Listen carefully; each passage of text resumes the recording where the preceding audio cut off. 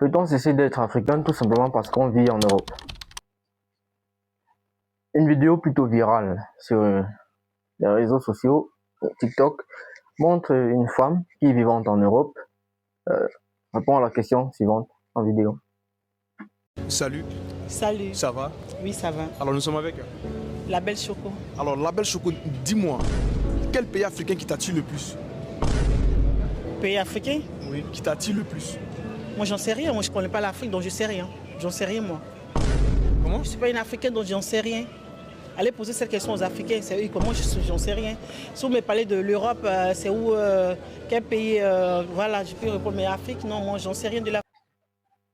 En quelques secondes, la toile s'enflamme. Vous êtes plutôt indigné, je crois. Tout comme vous l'êtes, c'est la même chose avec ceux qui ont commenté la vidéo. Certains ont parlé de reniement, d'autres ont parlé de complexe de supériorité. En gros, on peut comprendre pourquoi l'indignation. Mais au fond, ce débat, cette réaction, cette indignation, en fait, pose une question fondamentale. Migrer, est-ce aussi migrer culturellement? Pour s'intégrer dans un nouvel environnement, certains Africains adoptent des stratégies d'adaptation. On peut notamment le voir dans le changement d'accent, le rejet de certaines références culturelles, surtout dans le cas des Africains, l'oubli parfois de nos origines.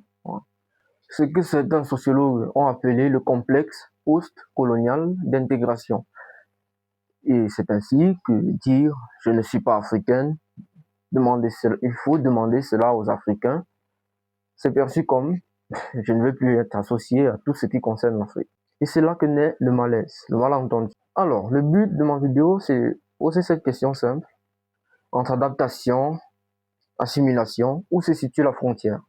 Et surtout, est-ce qu'être africain, c'est plus géographique ou une question de vécu?